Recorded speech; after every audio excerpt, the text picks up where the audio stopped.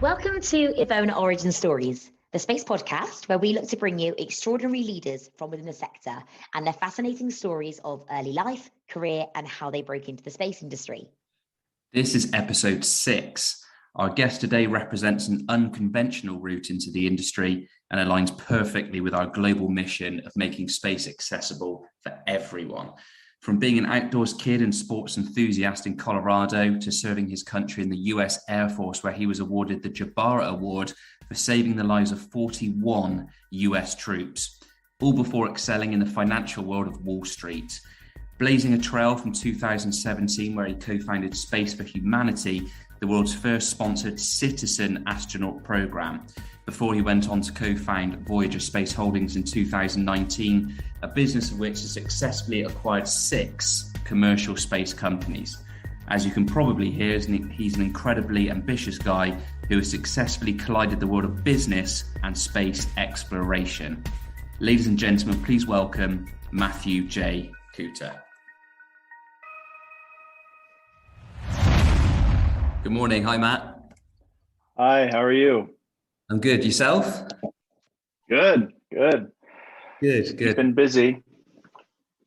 Yeah, good. I've just been catching up with Dan Garrissey. I haven't spoken to him for a while. We usually make sure we connect sort of once a month, but I think we've both just been so busy recently. We haven't had a chance to catch up. So I had a good chat with him earlier. Good to catch up with him again. Good.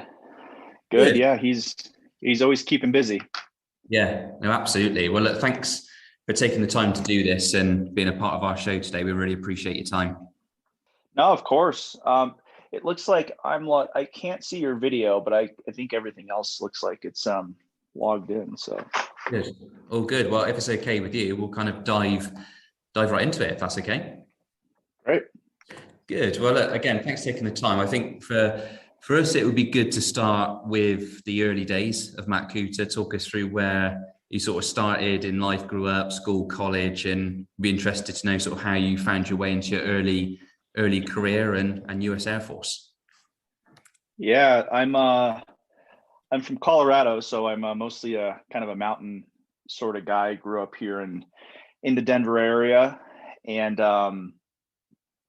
growing up, I did lots of different sports, football and baseball and basketball and track, and I used to read the newspaper, which, back when in paper newspapers were in vogue.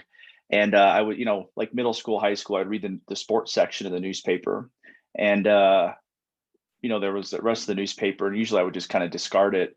But one time I was just kind of flipping through the main part of the paper, and I saw this article, I think it was from Motorola, talking about satellites. And I remember reading through it, and that's really the first time where I was like, wow, like satellites and space and communications and all these different things. And I remember I wrote on a little piece of paper that when I grow up, I wanted to fly satellites.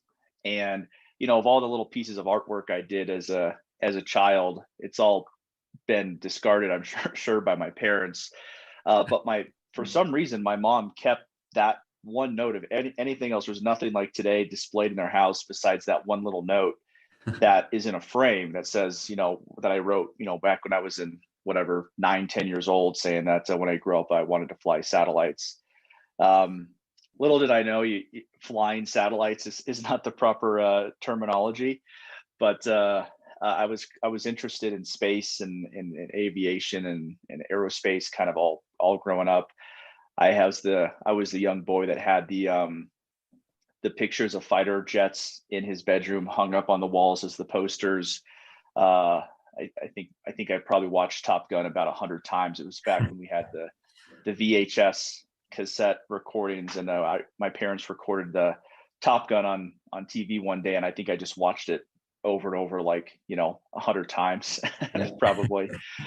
And so that kind of all culminated in my interest in aviation. And in high school, I was getting ready to graduate, and no one in my family had ever gone to a normal 4-year university. My father ended up getting his GED, and my mom graduated from high school, and that was really it, even in an extended family.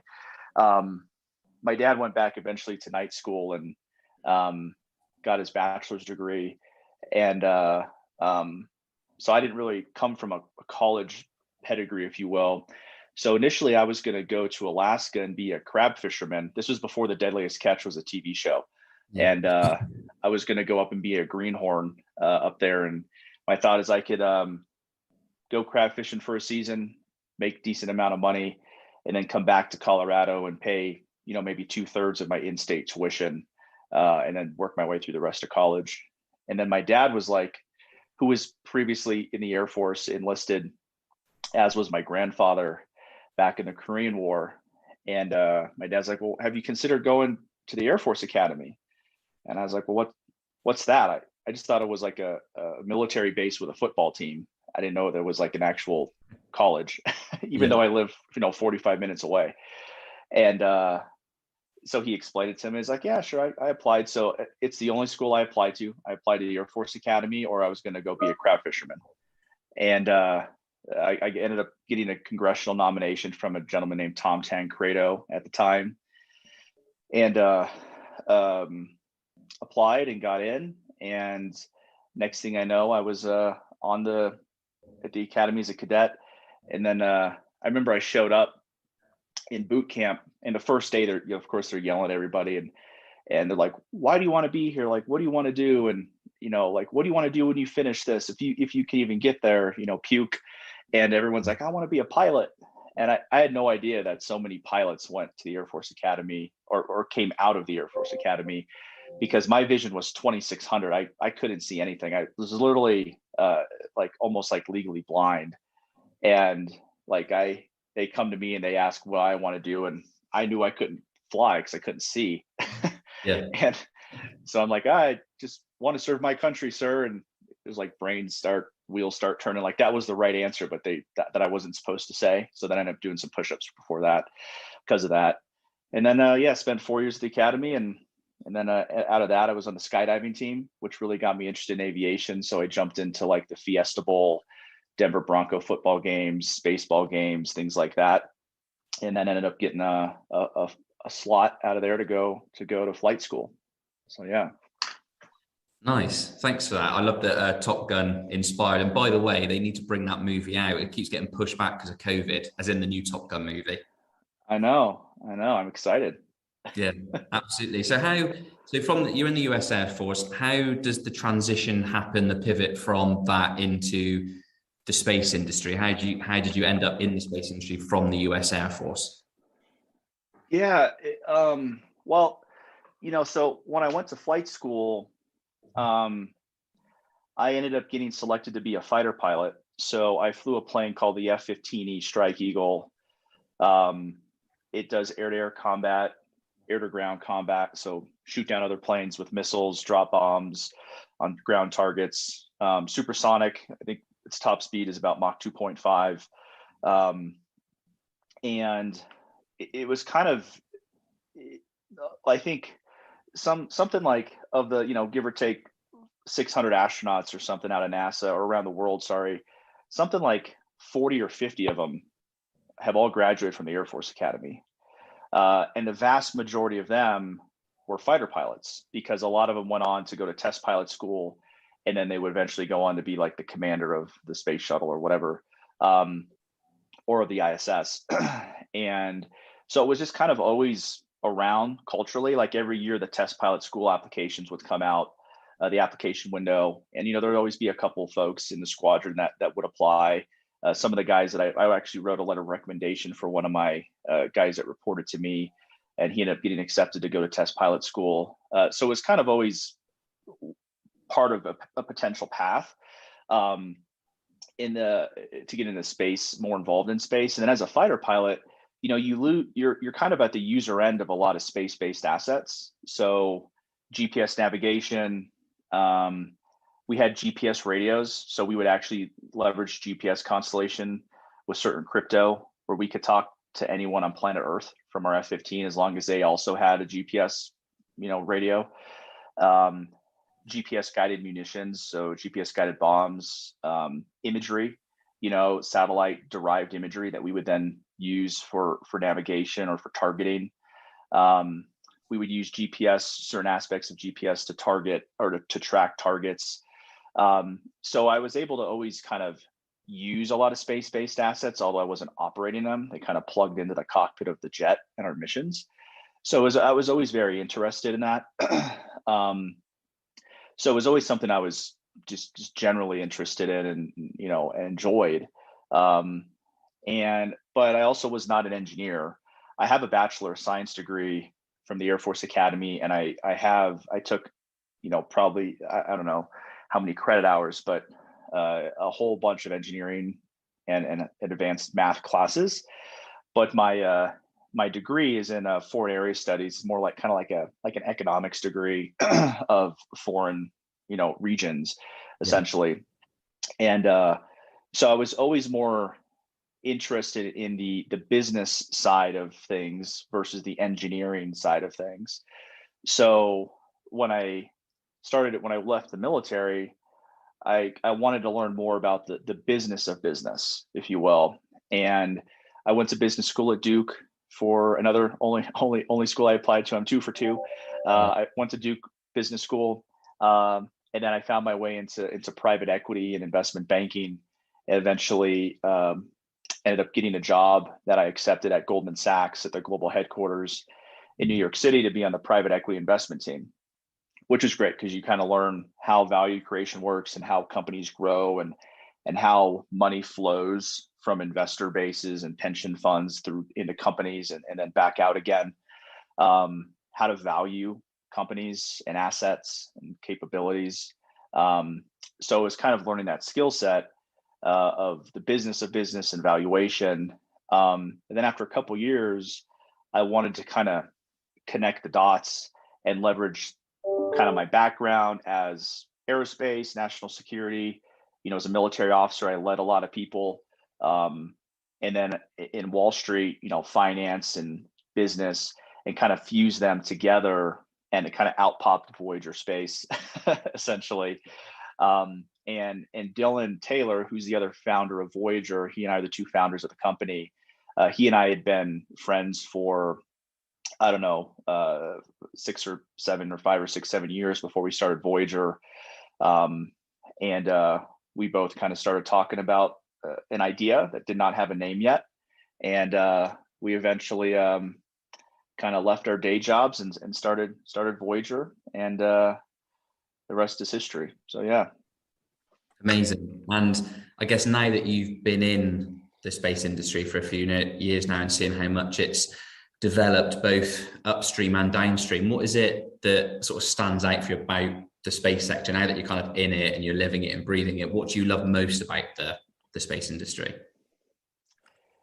I think the thing that I enjoy the most is the people in the industry, to be honest. I mean, the technology is cool, right? I mean, it's, of course, that's exquisite tech and doing all very exciting things. But the people that are involved in the space industry, they're not all in it just for the money. They're in it because they truly believe that the space sector is a tool to help make the world better here on Earth and up in space as well. But and they're very passionate about the space sector. They're like, a lot of them are like real believers and they love space, and it's just something that they're more, I guess I can use the word passionate, versus if you're in a different industry that's maybe more established or has less of that kind of that big picture vision, like exploration, adventure part of an industry. It's just more of a, hey, I just go to work just to clip a coupon and get a paycheck. So that's probably what I enjoy the most about the industry. Absolutely. And that whole thing around people and connecting and the passion, everything else, is that kind of leads me on to the next thing I wanted to talk around with the Space for Humanity initiative as well. So outside of Voyager, I think from a distance, we've really admired the work that you and Dylan have done for Space for Humanity initiative. And it seems there's quite a lot of alignment there in sort of the global messaging, if you like, between Voyager and us and Space for Humanity. And it's about making space accessible for everyone. Everyday civilians have the opportunity to go to space. So we'd like to know sort of how that idea started, where it sort of came from, and what drives your passion to kind of enable everyday citizens the opportunity to travel to space one day. Right. That's a good question. I mean, it's if you want to, Voyager is for profit, we're a business, but if you kind of want to know what the heart and soul of Voyager is, I would look at Space for Humanity, and they're all, they're all connected from a philosophical standpoint. They just have different objectives, and with Space for Humanity, I was talking to Dylan, and Dylan's the founder of Space for Humanity. He had this idea out of the Aspen Institute that we should find a way to democratize space. Something like 85% of all astronauts come from Western countries, and 89% are males. So how do we make space accessible to everybody? Which is not easy, and it'll take a long time. But how do we do that? Because you're probably familiar with Frank White, great human being. He coined the term overview effect, and it's a known psychological shift that happens when you see the Earth from the outside in. The curvature of the Earth. There's no borders. There's no ethnicities. There's no religions. There's no anything. It's just, you just look down. It's just Mother Earth. It's fragile and it's special. And so how do we get more people to have that shift in perspective? So when they then come back to Earth, they can be a change agent within their local communities, but they didn't have to be a high-flying NASA astronaut or a PhD in astrophysics from an Ivy League university. They could be someone from Bangalore with no formal education, but has started up a local space initiative in their local community and love space, and they want to be able to make change within their little sphere. So Dell and I were talking about Space for Humanity. This was like 2015, 2016. And it was this idea that was in his head, and we talked about it for about 30 seconds and moved on. And it really resonated with me from some of my time as a fighter pilot in combat. You really get a perspective on how fragile life can be. So the next time we chatted, I had kind of made up this kind of 2 or 3 year timeline, or like an action plan. How do we get from this idea that's literally just swirling around in our heads to action? And we talked about it, and we're like, yeah, this sounds good, so let's do it. So no kidding. I mean, I remember I bought How to Start a Nonprofit for Dummies. No kidding. And I went over to Dylan's house and sat in his basement. I opened up this book, and we just figured out, okay, how do we make a nonprofit? Like articles of incorporation and bylaws. And then I made the first website on PowerPoint, and Dylan and I were going back and forth as we were doing our day jobs. This wasn't our full-time job, and kind of making some edits. And I found some real low-cost web developer that we paid like $5,000 to make the first website. And we did our launch party. We had formally announced in 2017 in San Francisco, and it was just Dylan and I, and we were at a space conference, and we just announced it, and that was it. And we just kind of kept building and building. And now, I mean, we have a partnership. We received some donations from Blue Origin and Virgin Galactic, and we're selecting our citizen astronauts. And it's really starting to gain momentum. Rachel Lyons, who's the executive director now, she's a rock star, and she's doing great work to grow it and build it. And it's really gaining an international following. And we hope to be able to put our first citizen astronauts up in space here, pretty soon.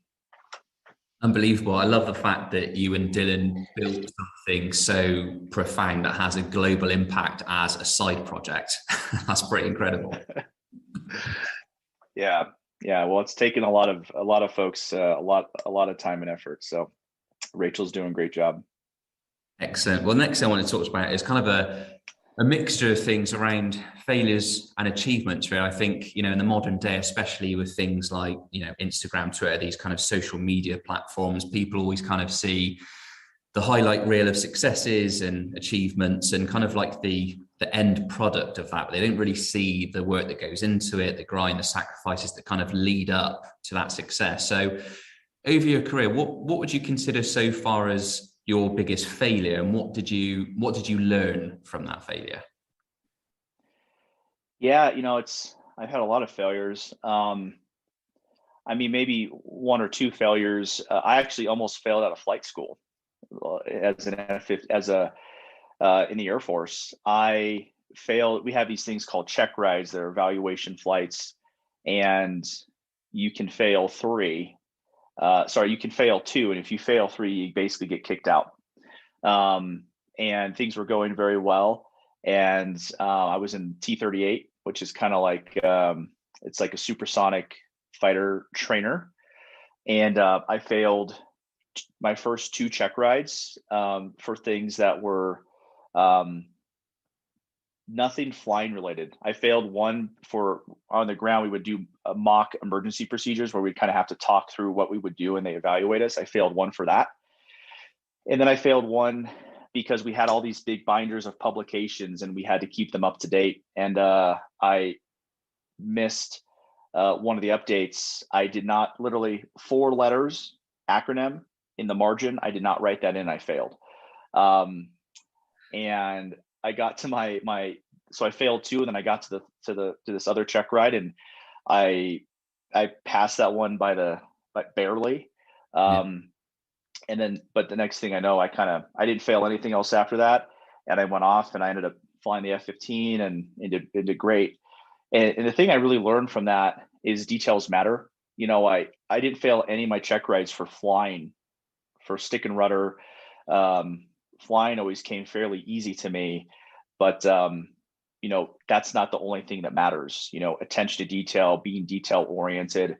Getting kicked out of flight school because I forgot to write 4 letters in the margin of a 600-page document would have been pretty unfortunate. So it's something that I focus on. Out of that is, how do I focus on the details and stay detail oriented, but also make sure you don't lose sight of the big picture, because you can get sucked down into the details. And then maybe another failure was when I went to get out of the military.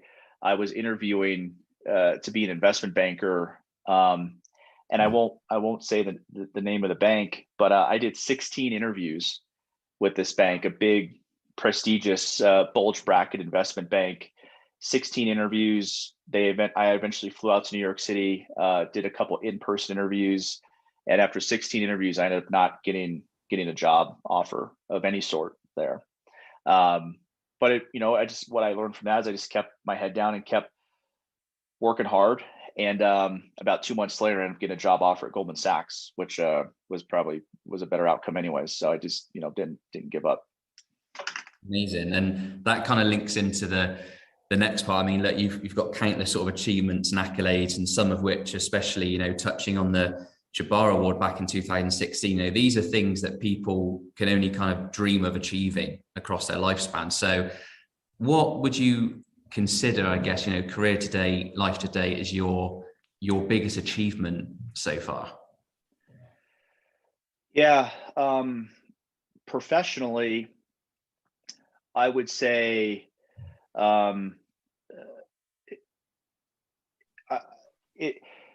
it's really not even documented. The Jabara Award is actually a culmination of, there's 3 things that really fed into that. One thing is I flew the first mission for the United States into the country, first combat mission for the United States into Syria. And then I received this award called the Distinguished Flying Cross for helping to rescue 41 Americans in Afghanistan. And everybody survived. But the third one, which is not very known, is there was a refugee crisis in northern Iraq in a mountain called Mount Sinjar in 2014, and there was about tens of thousands of Yazidi refugees that were stranded on this mountain in northern Iraq. They're stranded there because they were being attacked by ISIS, and I was one of the fighter pilots there that helped secure supplies and airdrops to get them food and water, and then we helped create a corridor, protected them as we helped get them out of northern Iraq into Turkey. And so I think I don't really know. The thing says that we helped rescue over 10,000 Yazidi refugees, and with that, I didn't. It was purely saving people, and that was very, very meaningful to me. It's something that I'm very proud of. Yeah, absolutely. That's incredible. And anybody that's kind of listening to this, I would definitely give that a Google in terms of the mission where you say 41 troops. I've seen it on YouTube, and it's one thing actually watching it in a movie, but when you see it as real life, it's incredibly profound and inspirational. So thanks for sharing that. And outside of that, Matt, where do you see both Voyager and Space for Humanity evolving over the next 5 years? Where do you want them to be for the next 5 years? Yeah, I mean, with Space for Humanity, within the next 5 years, we certainly will have done multiple missions with Space for Humanity, multiple crewed missions for our citizen astronauts, which is kind of over the next 5 years, call it the next phase. Some are probably in the next couple years, but towards the back half of that 5 years is really what impact has that made in their local communities or in the region or on society, and how do we quantify that? What and I don't know, like, what, fast forward even greater than 5 years, fast forward 20, 30 years around the world, what happens with the conscious shift of humanity if we've gone from putting 600 people in the history of the world into space to 10,000 or 50,000 or more folks around the world into space? What does that mean? I mean, what if you put the leaders of Ukraine and Russia on a space flight together? Like, how would that change how they interact? Something like that. I don't know. But what happens to the conscious shift of humans as we start to become really a post-terrestrial or interplanetary species? And then on Voyager, our plan here over the next 5 to 10 years is we want to be prime capable, but built on the fundamental foundation of new space, innovation, and entrepreneurship. So what prime capable means is, how do we have solid, proven capabilities that when you go up to space, the technology works, it's reliable, it's innovative, but yet it didn't take, all of the overhead and bureaucracy of a big, huge, giant traditional, aerospace company to generate. How do we become highly capable, but also not lose that innovative entrepreneurial spirit as we continue to grow? Absolutely incredible. And over the years, whether that's in life, in your military career, or in your business career, there's lots of, especially with the sort of the internet age, there's a lot of maybe misinformation, different advice flying around social media, etc. So over your career life, what would you say is the best and the worst advice you've been given so far? Best and the worst advice I've ever been given.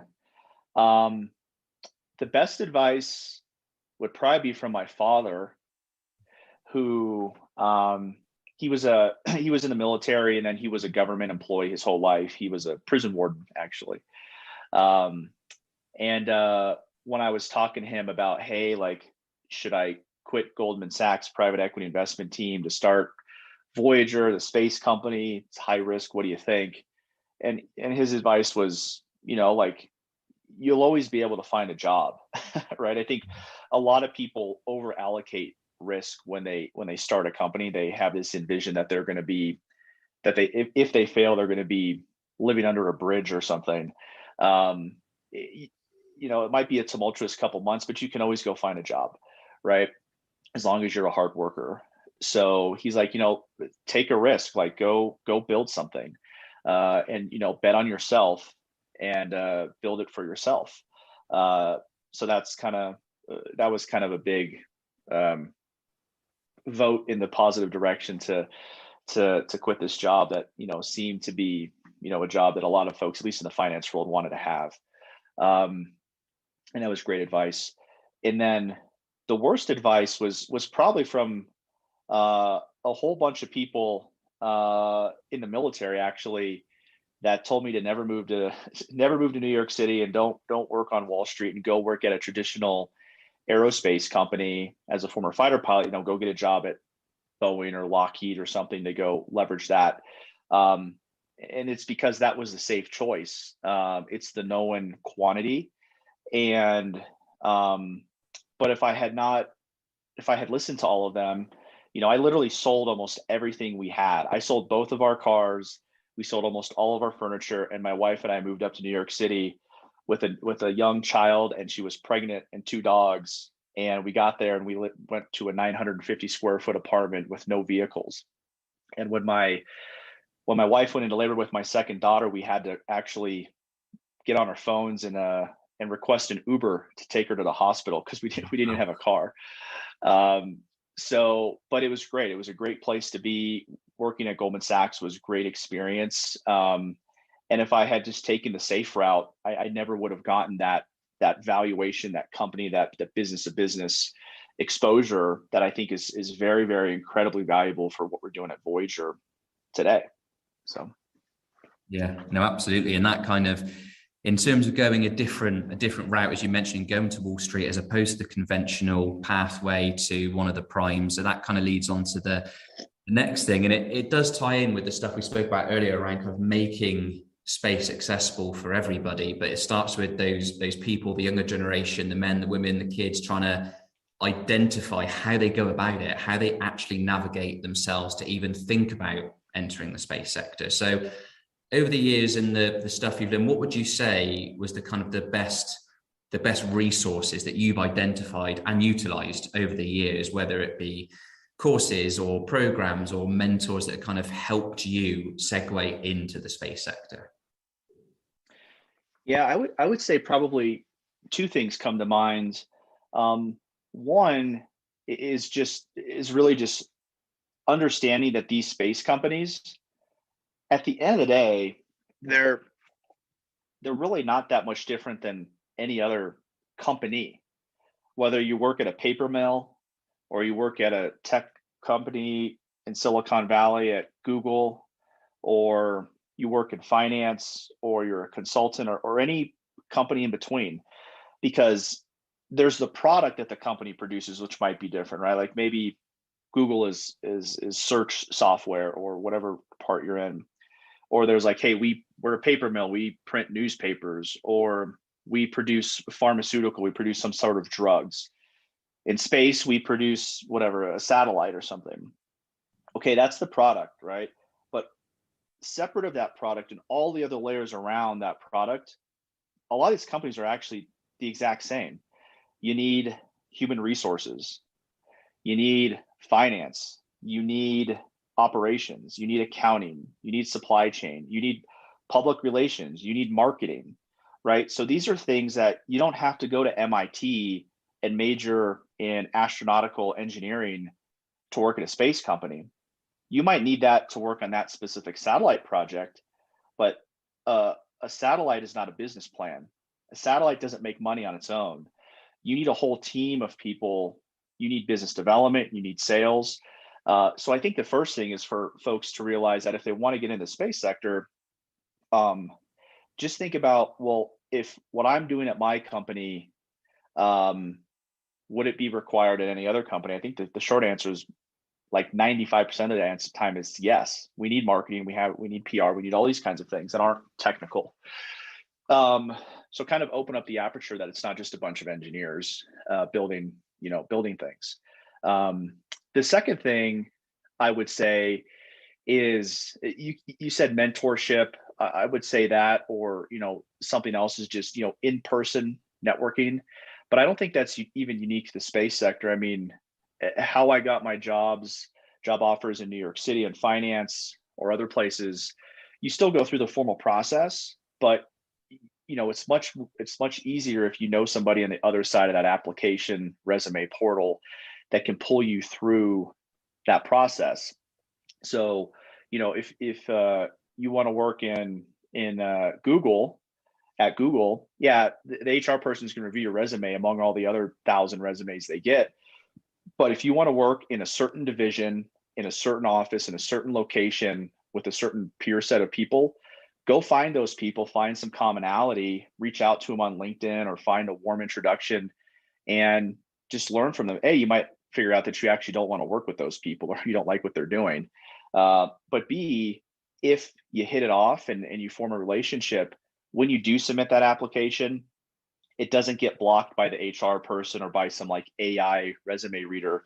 That person can take your resume, pull it through that portal, and drop it on the decision maker's desk. Say, hey, take a look at this guy or this girl, because they're really interested. So I would say mentorship or probably networking, and I would even be more precise to say targeted networking, and that will get you into the space sector as well. Absolutely, for sure. Well, that was going to be, every episode now we like to kind of close out to share one final question, and a couple of things you mentioned there already. And by the way, I just want to say that we're incredibly grateful for your time today. This has been incredible to speak to you and learn about everything. So I really, really appreciate it. And the final question from us is definitely tying on to that, is what advice would you give for anyone looking to actually get into the space sector? It's obviously evolved massively over the last 5 to 10 years. I think commercial space is becoming more and more often.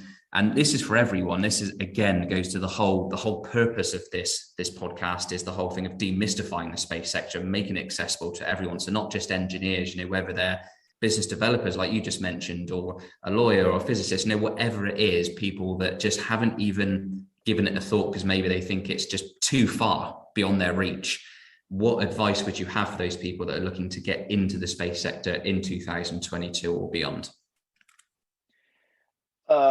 I think probably a couple things. So to me, the space sector, it's like the internet of the 1990s. I've said this a couple other places where back in the 90s, everyone knew the internet was here, but no one had any idea how it was going to change society. And we fast forward 30 years and internet's changed the way the world operates completely. No one would have, entire economies have popped up around the internet, like the sharing economy, for example.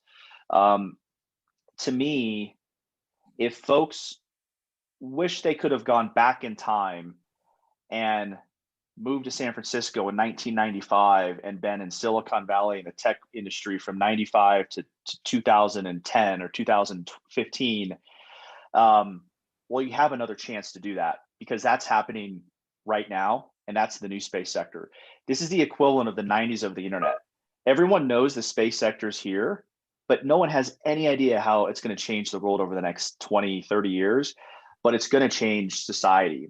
So number one is take a risk, and it's not even that much of a risk, but just pivot and be like, what, this is the equivalent of I had got involved in the tech sector and software, 25, 30 years ago. The same thing is happening right now. It's fun.